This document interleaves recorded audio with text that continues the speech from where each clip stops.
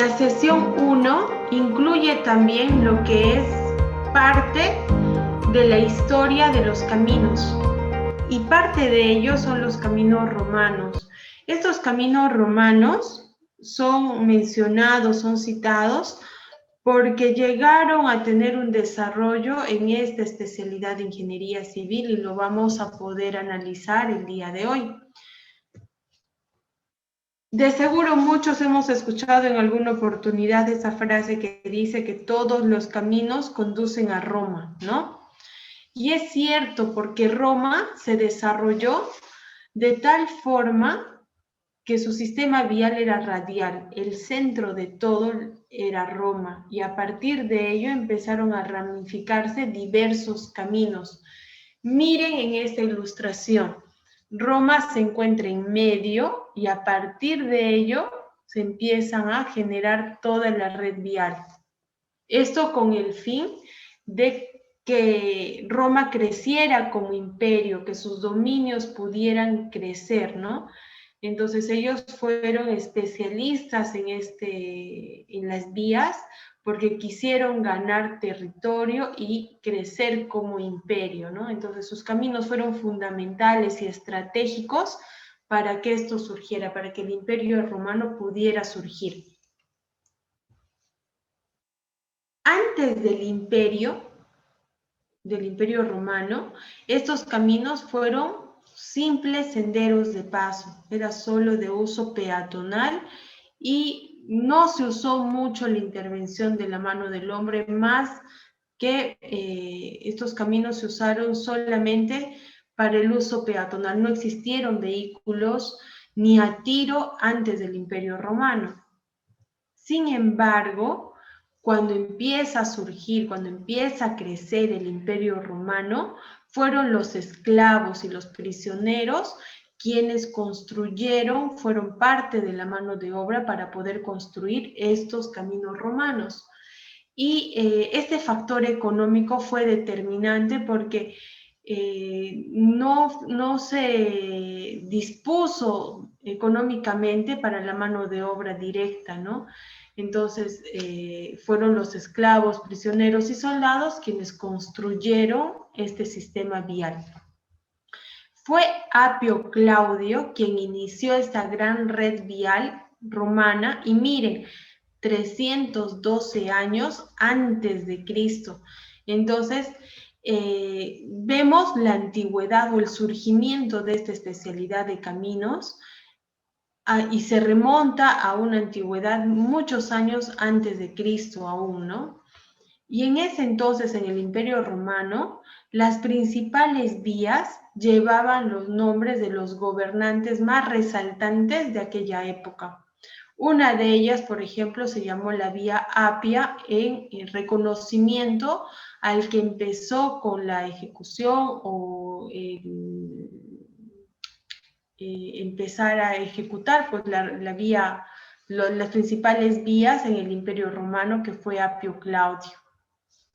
Y vemos también en el último ítem que dice que las vías más importantes llevaron el nombre de los gobernantes que los auspiciaban, ¿no? Y ahí vemos algunos nombres de manera análoga de lo que pasó con la vía Apia, que llevó este nombre en reconocimiento a Apio Claudio. Las distancias estaban marcadas por postes y columnas miliarias, ¿no? Que era de milla en milla, lo que nosotros en la actualidad conocemos como las progresivas, que las podemos medir con el fin de tener la longitud total de un trazo de vía. Esto ya se empleaba en la antigüedad, ya los romanos usaron columnas con el fin de conocer cuál era la longitud total de determinadas vías. Los recorridos que ellos hacían eran extensos y recordemos que se usaron vehículos a tiro con animales y esos animales se cansaban y se tenía que dotar de alimentos, se tenía que dotar de un espacio de descanso, el cual se encontraba entre 15 a 30 millas romanas.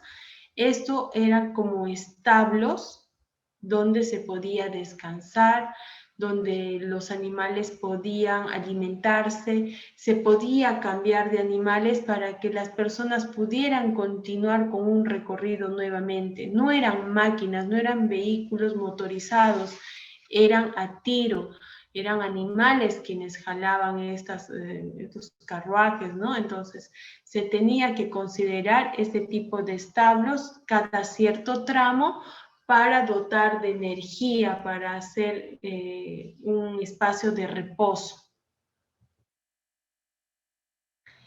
Como vimos nosotros en la introducción, la red vial nacional ya cuenta con una clasificación, ¿no? La red vial nacional, departamental y vecinal. Ese mismo criterio ya se conocía en la antigüedad en la red de caminos romanos y eran subdivididos en los imperiales o militares, vecinales y privados. Esta clasificación se hizo tomando en cuenta la función que iban a tener cada uno de esos tramos de vía.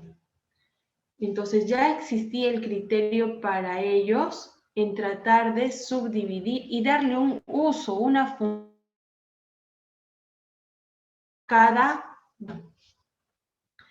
El trazo de vía era estratégico. ¿Por qué? Porque ellos querían ganar grandes velocidades y para ello tenían que tener trazos de vía rectos, los más rectos posibles, evitando las curvas, porque esto les permitía tener mayor velocidad. Recordemos que ellos eran un imperio que iban creciendo poco a poco y que incrementaron sus dominios, ¿no?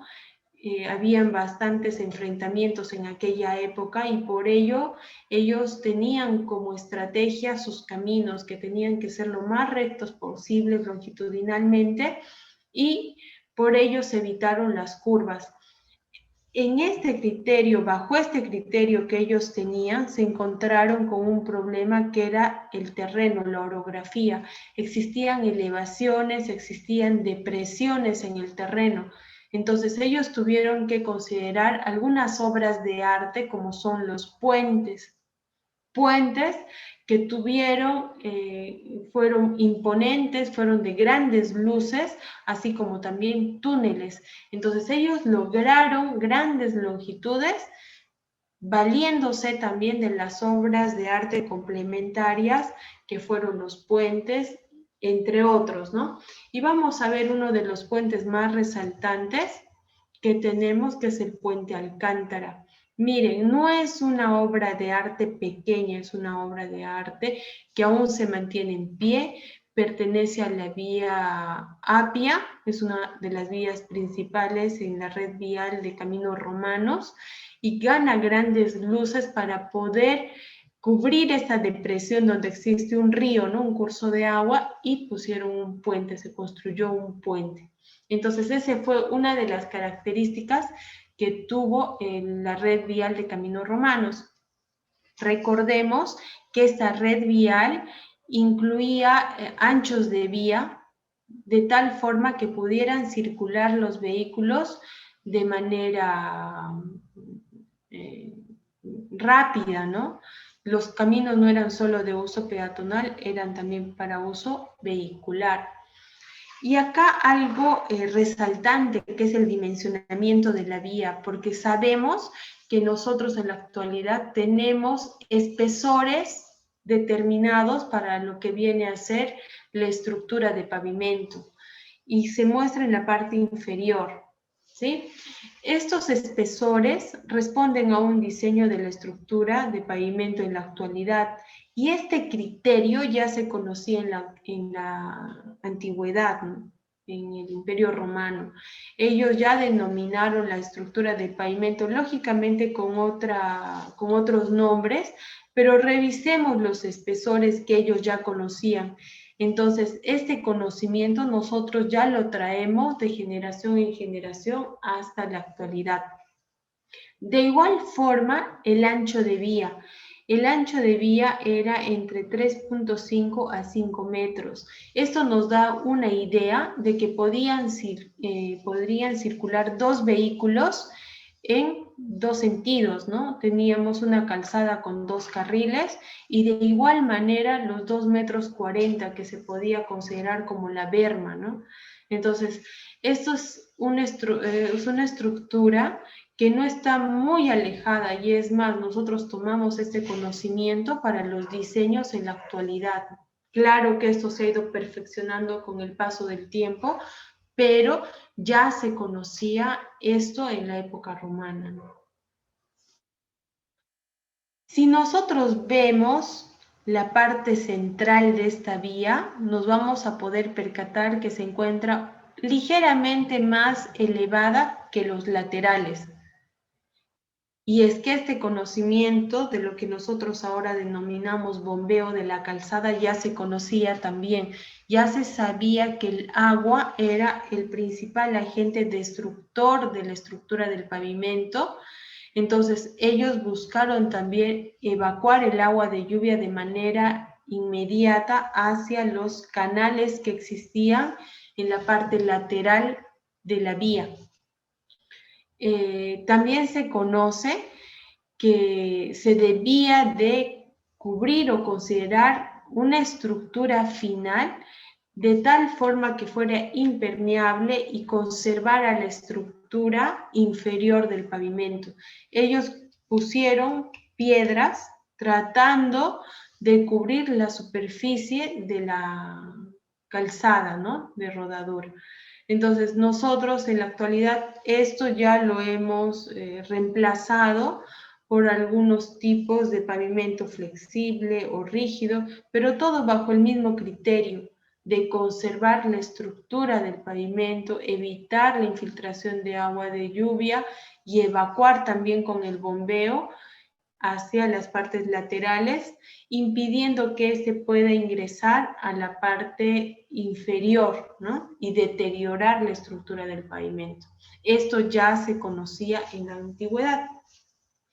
Pero sucede que todo este avance en la ingeniería de caminos fue durante el Imperio Romano, pero sabemos por la historia que ellos fueron atacados por los bárbaros y los bárbaros irónicamente ingresaron a Roma por los caminos que ellos mismos habían construido, fueron atacados por sus propios caminos. Es ahí que se habla de la caída de Roma y es como un corte en la historia. ¿Por qué? Porque ya no se siguió avanzando en cuanto al desarrollo o al perfeccionamiento de lo que viene a ser la estructura del pavimento. Hubo un corte. Los bárbaros deterioraron los caminos existentes en Roma. Y se ha podido recuperar partes, tramos, ¿no? Que son ahora parte de la cultura, pero no se pudo avanzar en cuanto al desarrollo y al perfeccionamiento en ingeniería de lo que son los caminos. Entonces es como un corte que se hace en esta especialidad y ahí es todo el avance que se tiene en base a los caminos romanos. Pero esta es una información que se tiene en cuanto al ámbito internacional, pero nosotros también tenemos parte de historia en esta especialidad que nos muestran los caminos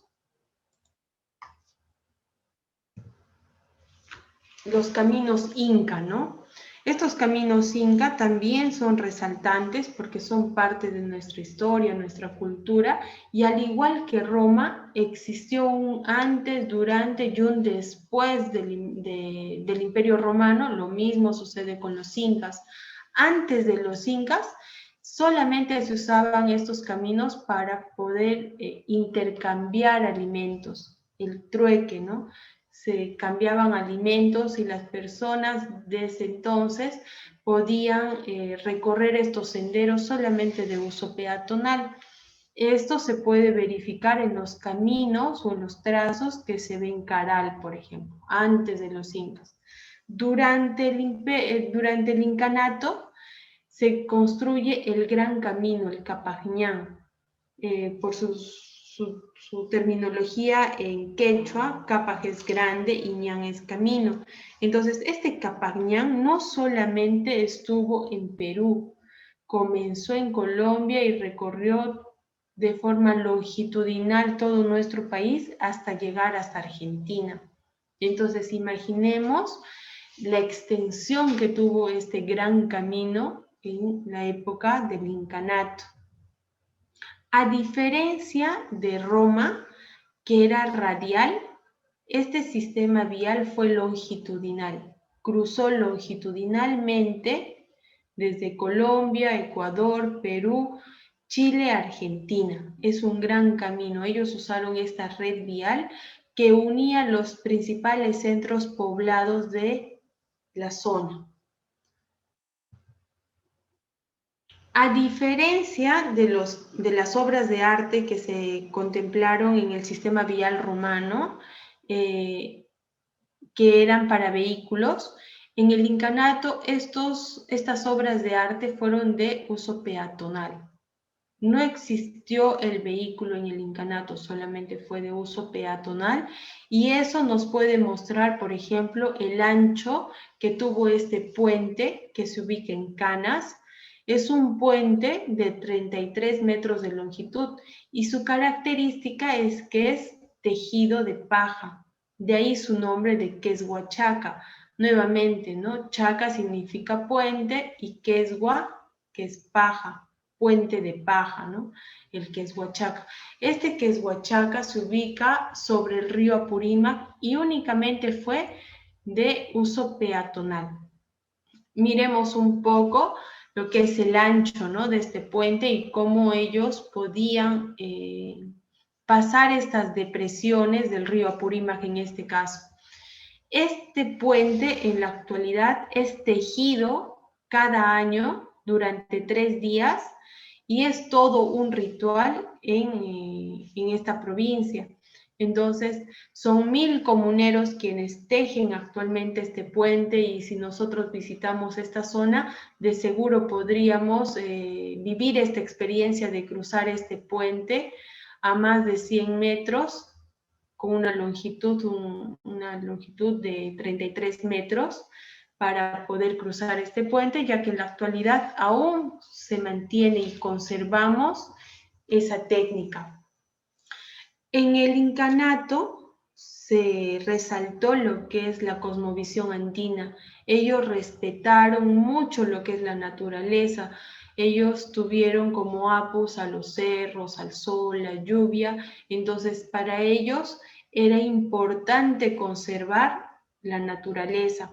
Es por eso que sus caminos se adaptaron a la topografía, a la orografía de la zona.